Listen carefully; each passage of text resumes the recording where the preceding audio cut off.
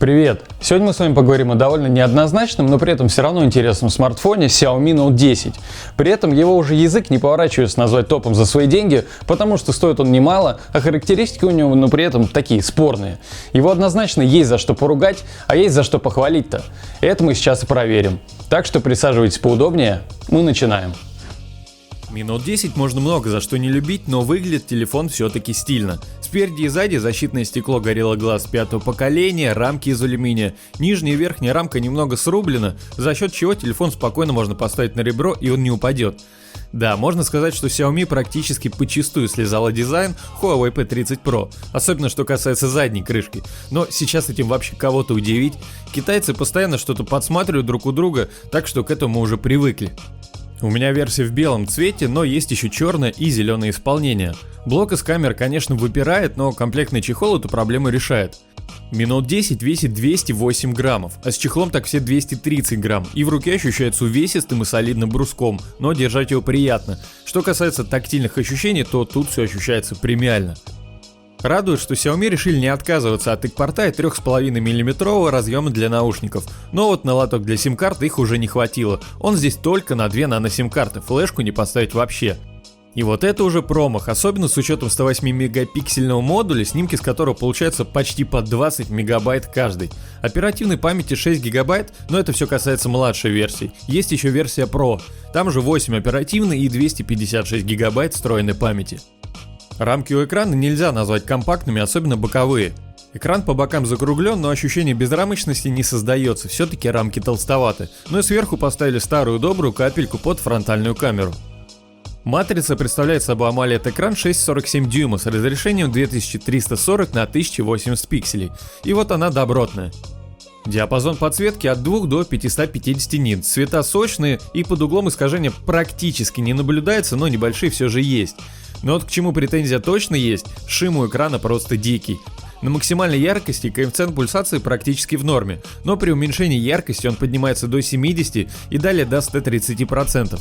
Напомню, что нормальные показатели до 10, а лучше даже до 5%. Да, шим — это стандартная технология работы AMOLED-экранов, но в последнее время многие производители ставят в настройках возможность использовать DC-димминг, чего в Note 10 просто нет. Поэтому, если у вас чувствительны к мерцанию глаза, возможно, стоит выбрать другой телефон. Тут же шим такой, что для съемки приходилось постоянно выкручивать яркость на максимум, иначе камера ловила его. Диода пропущенных уведомлений также нет, но ему на смену пришел Always On Display, но с ним я не подружился. В настройках можно выбрать разные стили, можно даже выбрать галочку «Показывать уведомления», но вот вообще при любых настройках на Always On Display уведомления у меня не показывались, вообще ни в какую. При поступлении сообщений по краям экрана включается анимация, но делает она это единоразово, и после этого, чтобы понять, пришло тебе сообщение или нет, нужно все равно включать экран. Напишите в комментарии, если знаете, в чем тут дело. Сканер отпечатка пальцев встроен в экран и показался немного медленным. Проходит практически секунда, прежде чем телефон разблокируется, но зато работает корректно.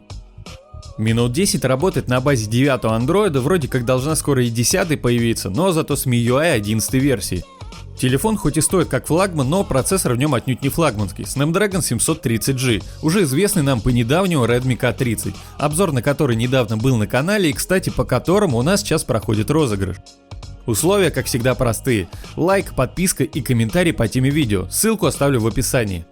Процессор выполнен по технологии 8 нанометров и его хватает практически для всех задач. В Antutu Mi Note 10 набирает 260 тысяч баллов, что интересно, потому что тот же Redmi K30 набирал 270 тысяч, даже после нескольких прогонов подряд. В Geekbench 1730 в многоядерном и 540 в одноядерном режиме. Note 10 ожидаемо не показал тротлинга под нагрузкой, но при этом все равно в интерфейсе иногда фризы и тормоза проскакивают. С этим Xiaomi пока справиться не смогла. А приложение камера вообще иногда тормозит и даже один раз вылетело. Практически во все игры можно играть на максимальных настройках, но по ощущениям лучше все же снижать уровень графики с ультра до высоких или средних, где это возможно. Потому что иногда просадка по FPS все же ощущается. К примеру, Shadow God Legends. Да, она и на ультрах идет вполне неплохо, но иногда FPS падает, на максимальных уже играть комфортней. А Call of Duty или Asphalt 9 играется уже нормально. Но чувствуется отсутствие стереодинамика. В играх стандартно его перекрываешь рукой, и за такую стоимость хочется все-таки 2 динамика.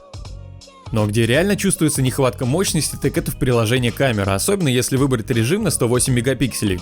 После того, как сделать снимок, первые секунд 5 телефон просто ни на что не реагирует, пока обрабатывает.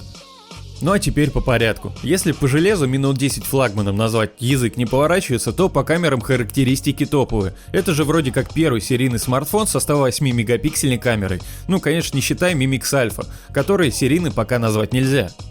Удивляет, что в рейтинге DxOMark Mi Note 10 делит фактически второе место, правда версия Pro, но из-за отличия у нее только 8 линз в основной камере против 7 в обычной. Как говорит сама Xiaomi, на задней крышке у нее находится пентакамера. Верхний телевик с пятикратным, внимание, оптическим зумом на 8 мегапикселей и диафрагмой f2.0. Снимает он вроде неплохо, но только компания Xiaomi умалчивает, что зум-то на самом деле не пятикратный. По факту, если вручную зумить изображение, в камере видно, что где-то на значении 3.6-3.7 происходит скачок, и камера переключается на верхний объектив, который типа пятикратный. То есть получаем 3.7 зум оптический, а дальше уже цифровой. К сожалению, после того, как один раз у меня камера выдала ошибку и вылетела, у меня вообще пятикратный телевик стал включаться через раз. И то если не зумить, а именно выбрать его отдельно. Так что вам придется поверить мне на слово, продемонстрировать я это уже не могу. Но стабильность системы, конечно, удручает. Но есть еще одна обманка. Если в режиме видео включить пятикратный зум и прикрыть пальцем верхний объектив, то видно, что ничего не перекрывается, потому что по факту работает идущий ниже уже телевик, имеющий двукратный оптический зум, и дальше уже идет с него кроп картинки. Телевик идет на 12 мегапикселей с диафрагмой f2.0 и по совместительству снимает портреты. По ней уже нет никаких обманов, она показывает честный двукратный оптический зум. Портрет при дневном освещении получается приятным, но если сравнивать с Galaxy S10, видно, что Mi Note 10 тут выигрывает. Вызывающий много споров основной модуль производства Samsung на 108 мегапикселей имеет диафрагму f1.69, очень светосильный, но все же главное в этом модуле не его диафрагма и не его теоретические мегапиксели, а размер самого сенсора 1 на 1,33 дюйма, что для мобильного решения много. Первое, что бросается в глаза, кроме точки фокусировки, все остальное размывается. Это называется грип, глубина резко изображаемого пространства. И здесь это реализовано только из-за оптики, это не программное размытие. То есть практически получаем настоящее боке, как на зеркальных, ну или беззеркальных камерах. Но есть и минус. На малых расстояниях фокус получается только в центре, и фотографируя, к примеру, какой-нибудь текст, мы получаем края кадра уже не в фокусе. Так что если нужно законспектировать какой-нибудь документ, лучше фотографировать его на тот же двухкратный телевик.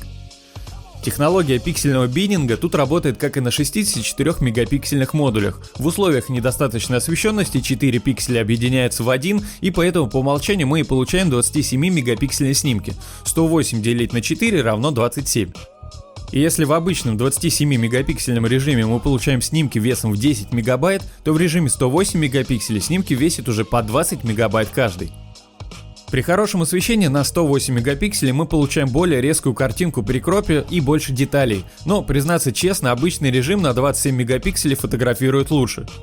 У него шире динамический диапазон, цвета ближе к естественному, а при недостаточном свете 108 мегапикселей вообще начинает шуметь, что логично, так как у него тоже пиксели не объединяются 4 в 1.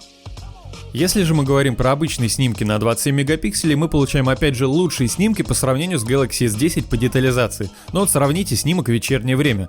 Я молчу про детали, их не вытянул ни один телефон, но посмотрите на цветопередачу. Mi Note 10 ушел на лице в конкретную синеву, что для второго места в рейтинге DxOMark вообще-то непозволительно. Идем дальше. Следующий у нас ширик на 2 мегапикселя с углом 117 градусов и диафрагмой f2.2. Из плюсов у него есть автофокус, что даже на флагманах встретишь нечасто. К примеру, у того же Galaxy S10 автофокуса на ширике нет. И по нему в принципе претензий нет, снимает действительно неплохо. Пятый макромодуль на 2 мегапикселя, и честно говоря не знаю, в каких режимах ему действительно можно найти применение. Максимум несколько раз попробовать, на что он способен, да и все. Снимки с него получаются посредственными. Фронтальная камера на 32 мегапикселя с диафрагмой f2.0 неплохо справляется днем, но иногда в режиме портрета и лицо как будто становится тоже немного не в фокусе. Ну а вечером вообще все такое. Теперь о видео. Первый минус: во время съемки нельзя переключаться между модулями. Начал снимать на обычный, хочешь переключиться на ширик, будь добр остановить запись, переключить модуль и начни снимать снова. Оптическая стабилизация работает только на основной камере, и работает она посредственно. При повороте камеры видна желейность, при ходьбе видно, как картинка трясется, но фокус вроде отрабатывает быстро. Есть еще режим суперстабилизации. Это когда к оптической добавляется еще и цифровая. Картинка становится реально плавнее, но там, где падает тень, даже если на улице солнце, появляются шумы и артефакты, которых видеть не хочется. Даже в режиме макро можно снимать видео, но тут опять обман. Видео в таком режиме снимает не макрообъектив, а кропнутый ширик. Опять же, если пальцем заслонить по очереди объективы, становится видно, кто из них все-таки реально работает. Если подводить итог, мне понравился с некоторыми оговорками только основной модуль на 27 мегапикселей и ширик, автофокус в нем решает. А так, конечно, без сюрпризов не обошлось.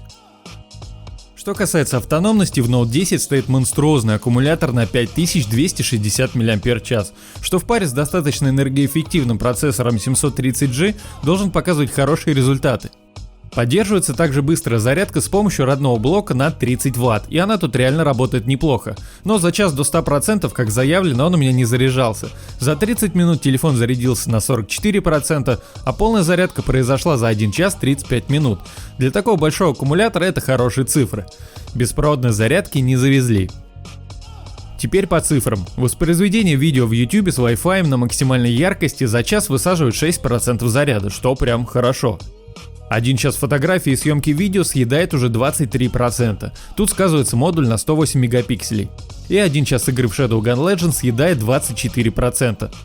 В сумме мне удалось выжать из Mi Note 10 почти 7 часов экранного времени. Из них 2 часа были игры, 1,5 часа камера и остальные 3 с небольшим часа воспроизведения видео в YouTube, но и так серфинг. В целом показатели неплохие. Но самый главный вопрос – это его стоимость. Сейчас на Алиэкспрессе телефон можно купить за 540 баксов, но это для него дико дорого. Да, у него есть NFC, емкий аккумулятор, корпус хорошо собранный, но процессор среднего уровня, камера вообще глючит. Xiaomi замахнулась на премиум, но все же выдать действительно премиум продукт у нее, на мой взгляд, не получилось. Слишком много косяков. В России Note 10 официально продается вообще за 40 тысяч рублей, ну и, наверное, за эти деньги лучше купить какой-нибудь OnePlus. Поначалу Mi Note 10 мне даже нравился, но потом, когда один за другим стали сыпаться какие-то вот эти косяки, ситуация изменилась. 350-400 баксов, вот еще более-менее нормальная для него цена, ну а пока дорого. Пишите в комментарии, что вы думаете про Xiaomi Note 10, согласны вы со мной или нет. Ну и если видео было полезным, поставь лайк и подпишись на канал. А на сегодня все. До встречи в следующих видео. Пока.